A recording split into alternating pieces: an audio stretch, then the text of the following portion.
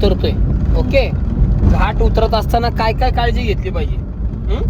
पहिली गोष्ट, घाट उतरत असताना ओके स्पीडचं प्रमाण जास्त असणार आहे, कारण की उतार आहे.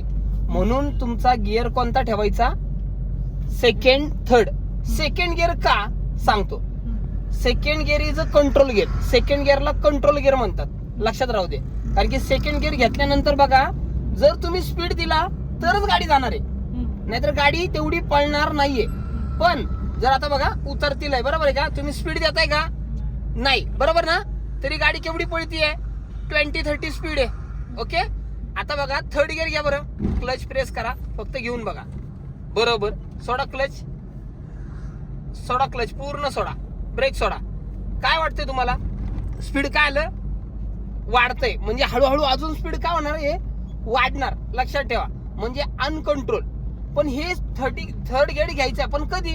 ज्यावेळी तुम्ही पूर्ण ट्रेन होताना फास्ट कळेल तुम्हाला बऱ्यापैकी की नाही बाबा हा एवढ्या स्पीडने पळती, तेवढ्या स्पीडने पळती, कंट्रोल करता येईल, त्यावेळी थर्ड फोर्थ घ्या. त्याशिवाय थर्ड फोर्थ गिअर घेऊ नका. लक्षात ठेवा, जोपर्यंत शिकत नाही तोपर्यंत सेकंड गिअरनी पण तुमची गाडी 40-50च्या स्पीडनी जाणार आहे. लक्षात ठेवा, थर्ड फोर्थनी एवढंच की तुमचं स्पीडचं प्रमाण वाढणार आहे. आता बघा एसटी ओव्हरटेक करतात ते, जर उतरतील आपण अशी गाडी व्हाईट पट्टा सोडून, एक्झाम्पल आहे बघा टेम्पो आपल्या लेन मध्ये येतोय, आता ती गाडी आपल्या लेनला येते म्हणून इकडे जाऊन धडकू नका. अशा वेळी बघा आपला पाय ब्रेकवर ठेवा.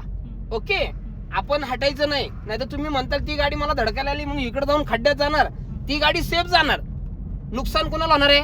तुम्हाला. ती गाडी तुमच्यासाठी थांबणार नाहीये, लक्षात राहू द्या. ओके, टर्निंगला उतरतीला ओव्हरटेक करायचा नाही. का नाही करायचा टर्नला? कारण की तो येतोय म्हणल्यावर त्याचं स्पीड काय असणार मॅडम? जास्त, कारण की चढतोय तो जास्त, उतरत असल्यामुळे आपला स्पीड जास्त, म्हणून गाडी कंट्रोल न होता धडकू शकते. म्हणून टर्निंगला ओव्हरटेक करायचं नाही उतरत असताना, लक्षात राहू द्या.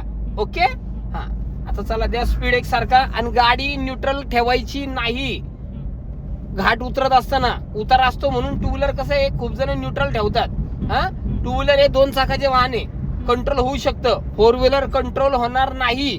काय होतं, एकदम स्मूथ होती क्लच प्रेस केल्याने, लक्षात ठेवा, किंवा न्यूट्रल ठेवल्याने. क्लच प्रेस करून पण ठेवायचा नाही आणि न्यूट्रल पण ठेवायची नाही, गाडी एकदम स्पीड मध्ये जाती, अनकंट्रोल होती. म्हणून लक्षात राहू दे. ओके, घाट उतरत असताना न्यूट्रल ठेवायची नाही आणि काय करायचं नाही, क्लच प्रेस करून ठेवायचं नाही. ओके, आता बघा मॅडम टर्न आहे, कर्व पॉइंट आहे आणि ब्लाइंड स्पॉट आहे, त्या साईडचा काय दिसतंय का घाटात? नाही. अशा वेळी ओव्हरटेक करायचा नाही आणि या पाट्यांकडे जास्त लक्ष द्यायचं. आता बघा ही पाटी काय सांगते, स्पीड 30 ठेवा.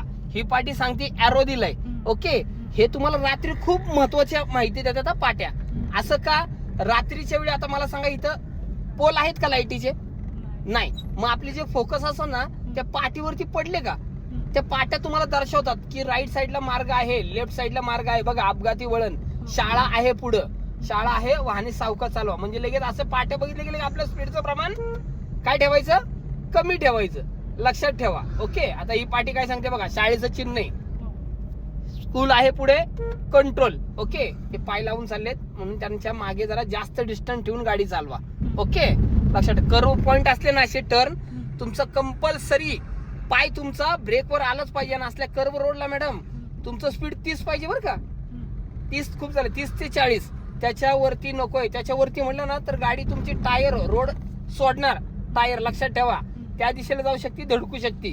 म्हणून अशा कर्व रोडला टर्नला तुमचं स्पीडचं प्रमाण 30 ते 40 पाहिजे. लक्षात राहू द्या.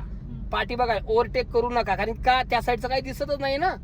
हे घाटात ह्या काळजी घ्यायची. लक्षात ठेवा, समोरच्या गाडीची ब्रेक लाईट लागली की आपला पाय लगेच इमिडिएटली ब्रेकवर. लक्षात राहू द्या.